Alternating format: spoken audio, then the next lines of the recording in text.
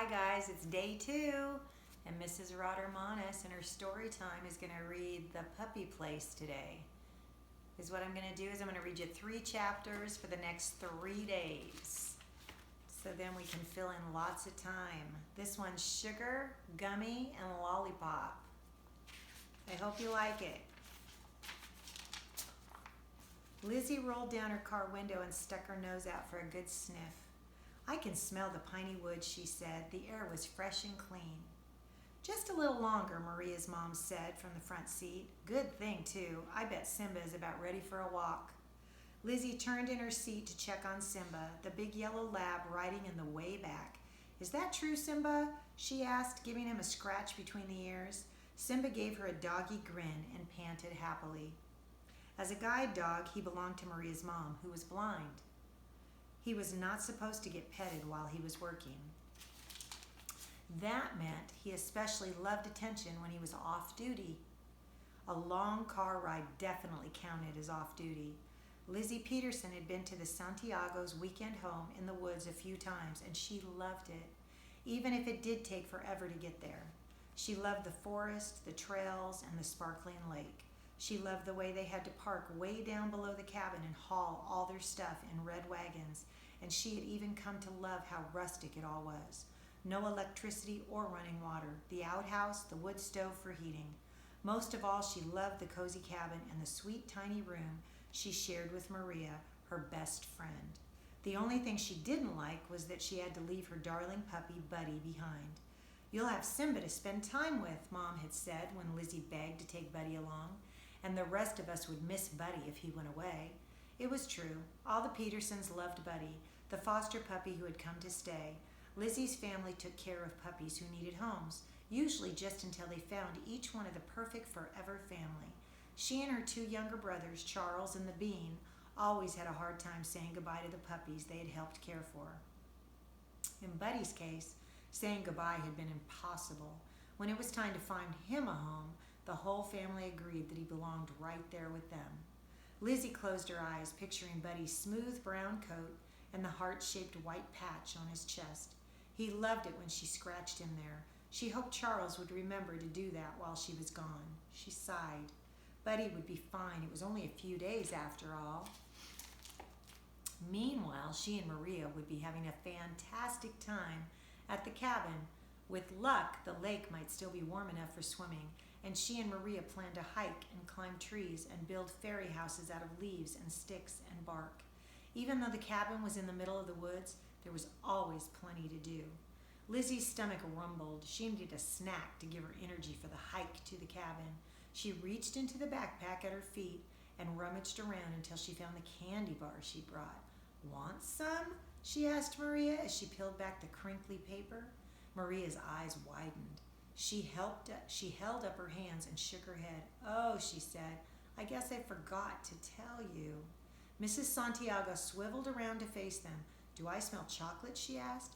No, Mom, Maria answered quickly. It's just nothing. She made a motion to Lizzy, pointing to the backpack. Put it away, she mouthed. Why? What's going on? Lizzy asked.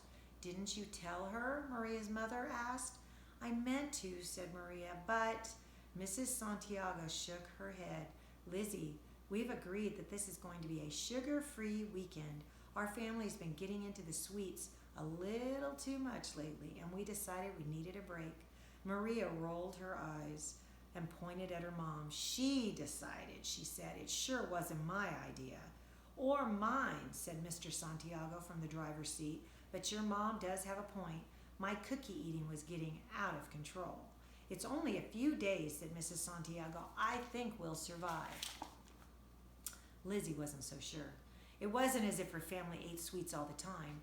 Her mom did not believe in junk food, and she was always very strict about how much of their Halloween candy they could eat each day. Still, they usually had something for dessert, even if it was just a cookie or 2. It didn't seem fair that the Santiago's rules had to apply to her. She stared down at the chocolate bar in her hand, and then she sighed and pulled the wrapper back up to hide the delicious, melty sweetness. She tucked it into her backpack. Okay, she said. She knew she was lucky to be asked to the cabin, and if this was the rule, this was the rule. She knew that was what her mom would say, along with mind your manners and be a helpful guest. Anyway, maybe she'd be able to slip away and sneak the chocolate bar at some point. That would help her to get through the sugar-free weekend. After all, she had never agreed to the idea in the first place. "I'll take that," said Mrs. Santiago, "so you won't be tempted." She held out her hand. Maria giggled. "She's on to you," she said. "Just like my mom would be." Lizzy pulled out the chocolate bar again and handed it over. She still didn't think it was fair, but what choice did she have? "Excellent," said Mrs. Santiago, tucking it into her purse. "You'll thank me, I promise. I bet we'll all feel so much better after even a few days without sugar. My friend Elaine says we'll probably lose the taste for it and never go back to our old ways." "Elaine says a lot of things," muttered Mr. Santiago. Maria's mom ignored him. She pulled a bag of nuts out of her backpack and passed it around. "Almonds?" she asked. "Elaine says that nuts can help stave off a craving for sugar." Everyone took a few, and by the time Lizzy had finished munching her handful, Mr. Santiago was pulling the car into a small clearing in the woods. "Here we are." He leaned back in his seat and stretched out his arms. "Time to unload." Maria groaned. Lizzy knew that her friend was tired of all the packing and unpacking and lugging stuff around. The Santiagos went to the cabin almost every weekend, but Lizzy had plenty of energy. She couldn't wait to hit the trail, dragging a red wagon along the bumpy, rooty path. "It'll go quickly with all three of us," she told her friend. She jumped out and started to help Maria's dad load boxes and bags into the wagons that waited in a small shed at the side of the trail. Soon they were ready to hike. Lizzy and Maria pulled one wagon, while Mr. Santiago pulled the other. Simba, back at work in his harness now, led Mrs. Santiago and the rest of them up the well-worn path that wound through tall trees and over sparkling streams. Lizzy felt her excitement growing as they neared the end of the trail. She peered ahead, eager for her first view of the cabin. There it was, cute as ever, sitting in the middle of a small clearing.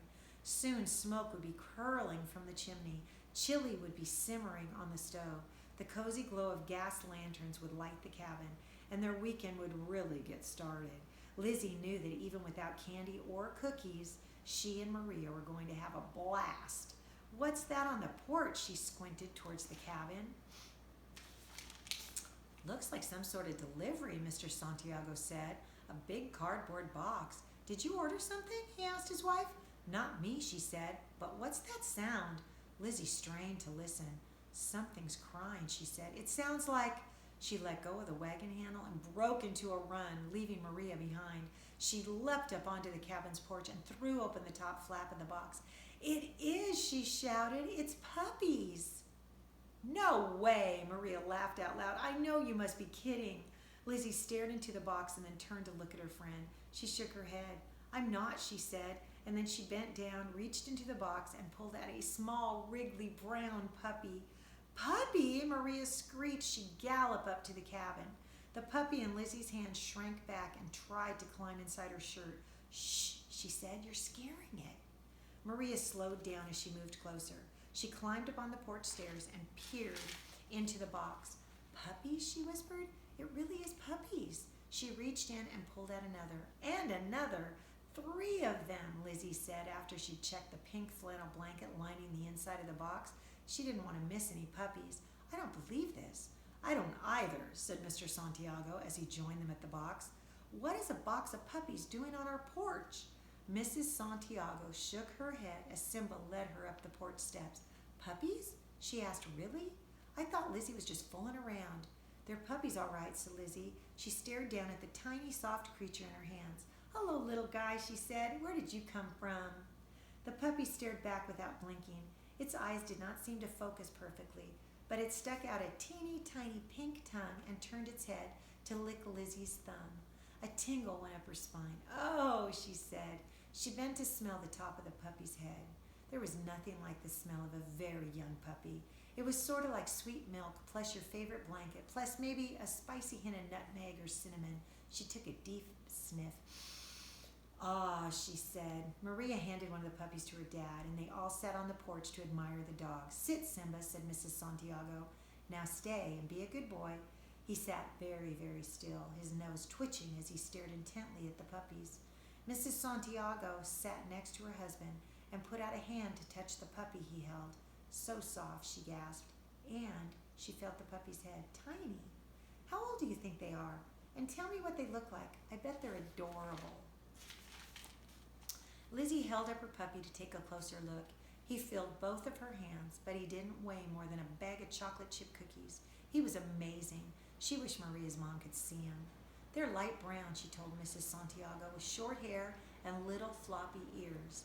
They have really beautiful black marks on their faces. Oh, and their faces are all wrinkly. So cute.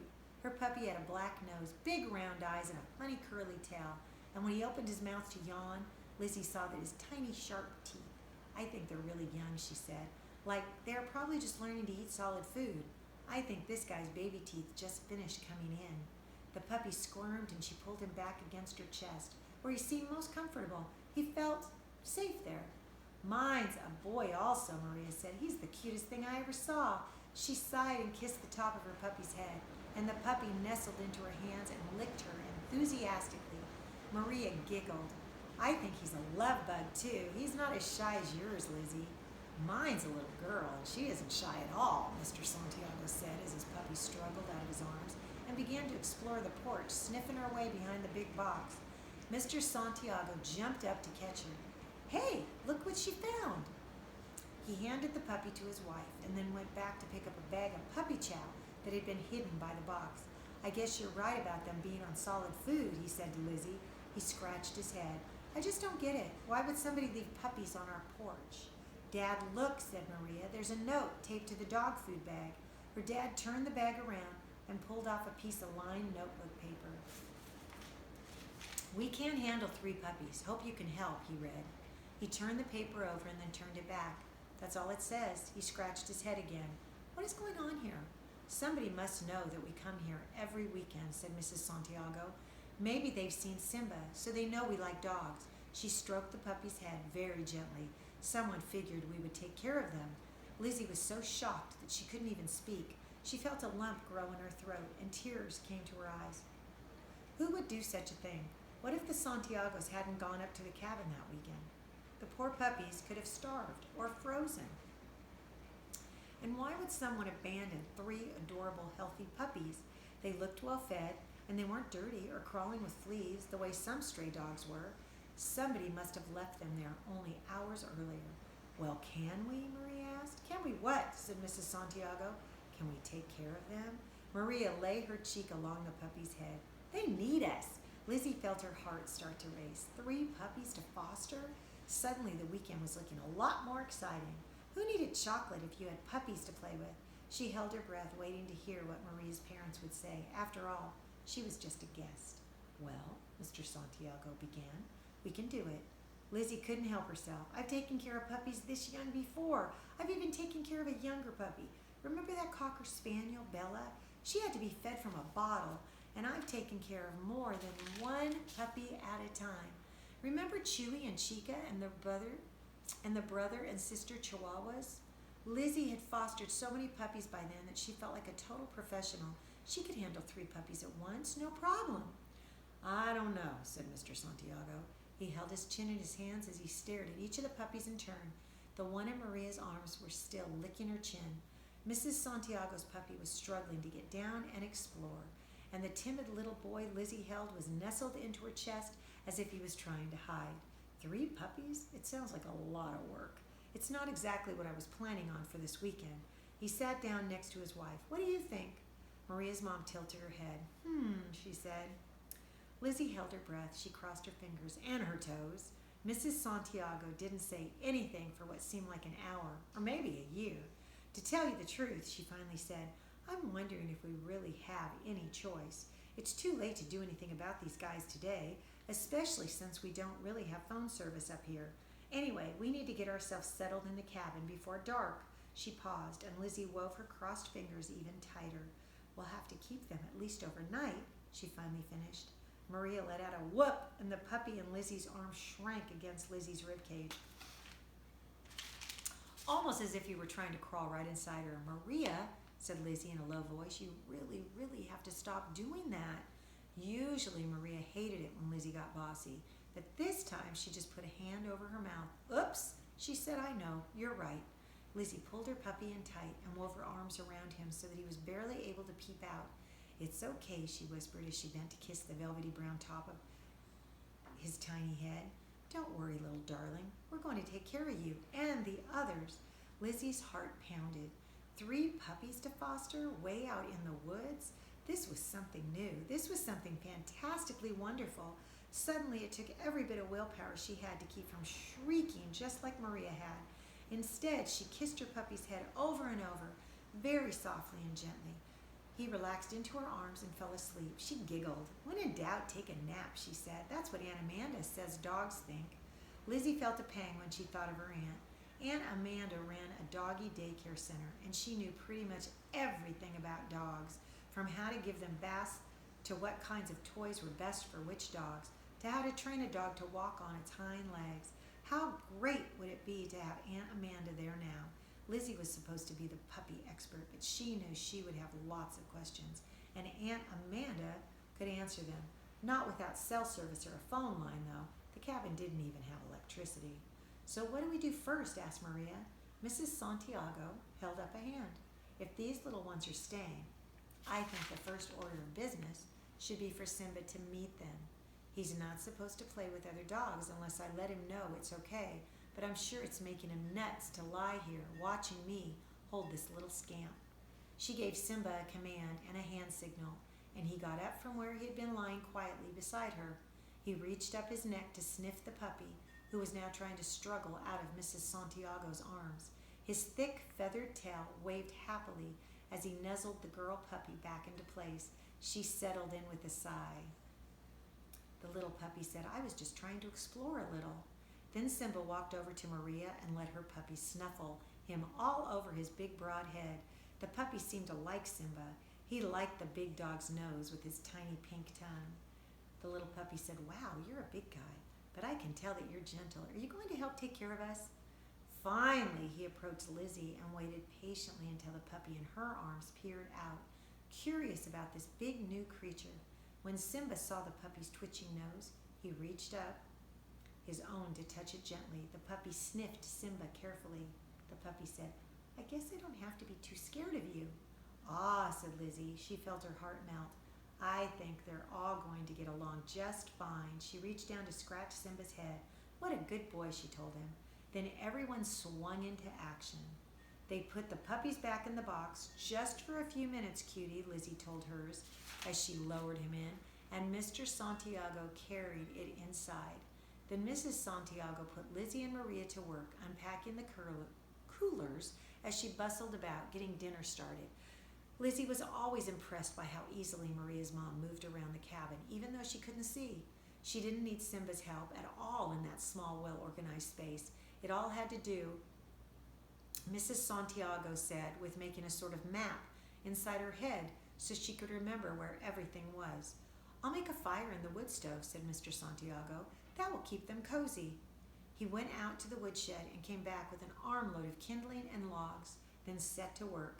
Meanwhile, Maria and Lizzy rummaged through a blanket chest to find some old flannel sheets for a puppy bed. Like a little nest, Lizzy said, and maybe we should put some newspapers in one corner of the room. I mean, they're probably not house-trained yet. Miss Dobbins says puppies need a place to do their business. Miss Dobbins was the director of Caring Paws, the animal shelter, where Lizzy volunteered. Excuse me, maybe we should take them outside before we settle in, Maria suggested. I hear them whimpering a little. Maybe they have some business to do right now. Excuse me. Great idea, said her dad. I suggest that you take them one at a time so you can keep track more easily. Lizzy thought it couldn't be all that hard for 2 people to keep track of 3 puppies, but she didn't argue. She went to the box and lifted out the smallest puppy, the shy boy. Ready for a potty break? She asked as she carried him to the door. Outside, she put him down on the ground. Instead of running off, he ran between her feet and huddled down as if he wanted to hide. It's okay, she told him, picking him up gently and setting him in a patch of grass. Go on, do your business. The puppy plopped down on his bottom and looked up at her. The puppy said, it's kind of scary out here. Can't you just pick me up again? Lizzy and Maria waited patiently until the puppy stood up, took a few unsteady steps, and finally squatted. Good boy, Lizzy said as she carefully scooped him up and brought him inside. Next, they thought they took out the other boy puppy. All he wanted to do was lick and cuddle, and when Maria put him down on the ground, he put his paws on Maria's knee and grinned up at her, thinking to himself, "Come on, let's kiss some more." When he finally did what they'd taken him out to do, Maria told him what a good boy he was. They brought him in and took the last puppy, the bold little girl, out of the box. "Your turn," said Lizzy, and when she put her on the ground outside, the puppy scampered off towards the shed and then dashed towards the outhouse and then galloped over to check out the rain barrel where the Santiagos collected water. And in her head she thought, "Whee! What fun to explore a new place." "Hey," said Lizzy as she and Maria chased after the little girl. "You wild child, you." She couldn't help laughing at the tiny explorer. After a few more minutes, the puppy squatted near the corner of the porch. Lizzy praised her and then scooped her up before she could take off again. "Phew," Lizzy said as she carried the puppy inside. "This is going to be a lot of work. But at least they have the idea that they're supposed to be doing this out here, not inside. I wouldn't be so sure about that." Maria held her nose as she peered into the box. "I think I'm going to have to wash this blanket." Lizzy and Maria played with the puppies until dinner time. It was so much fun to watch them toddle around on their unsteady legs, their tiny tails stuck straight up as they explored the cabin, sniffing and pawing and licking and going potty. "Oops," said Lizzy, scooping up the little girl puppy. There she goes again." She ran the puppy outside, praised her when she squatted, and brought her back in. "This could be a problem," she said. "They're really not house trained. Maybe we should think about building some sort of pen tomorrow," said Mr. Santiago, stroking his chin. "Before they wreck the place, I think I have some scrap lumber in the shed."